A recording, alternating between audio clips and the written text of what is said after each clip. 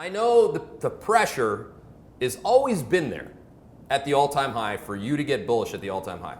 I can tell you safely that in my entire career, I've never been bullish at the all-time high. That's me, and that's a damn good thing, by the way.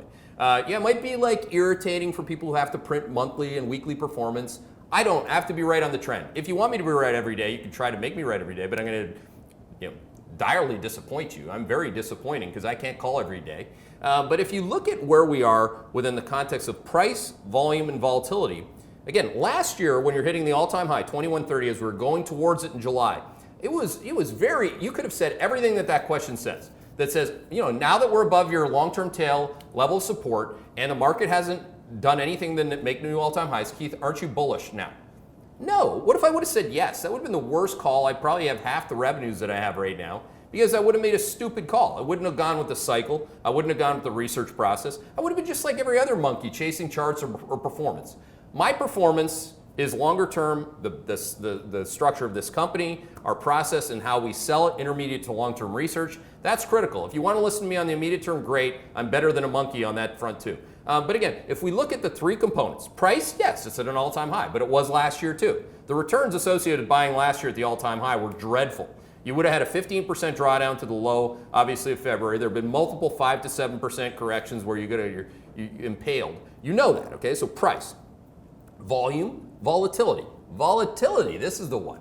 Now, volatility, if Josephine, I don't know if you have one handy, I should have shown this as a chart. But again, if you go back to last year at this time, where did volatility go?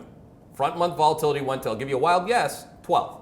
Okay? So when volatility is at 12 to 13, you have literally, and almost monthly now, for 4 months in a row, been the monkey if you buy stocks when vol is at whatever, 11.7 to 12.3 to 13.03. That's not the buy zone.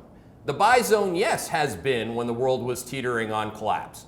But you got to be there on those days. I tend to not hear anybody want to buy on those days. But again, that's something to think about. We're not going to disrespect where the S&P 500 is. That is here. That's why I didn't short it yet, by the way, in an immediate term short selling signal. When I covered it, I think 2 weeks ago on Monday, a lot lower, people were like, well, but you're bearish. Nah, I covered it. I mean, is it a bad call? What is it? I want to actually be short the sectors that we don't like here going into earnings season. So again, and through earnings season, the big surprises I still think will be consumer discretionary and tech and healthcare.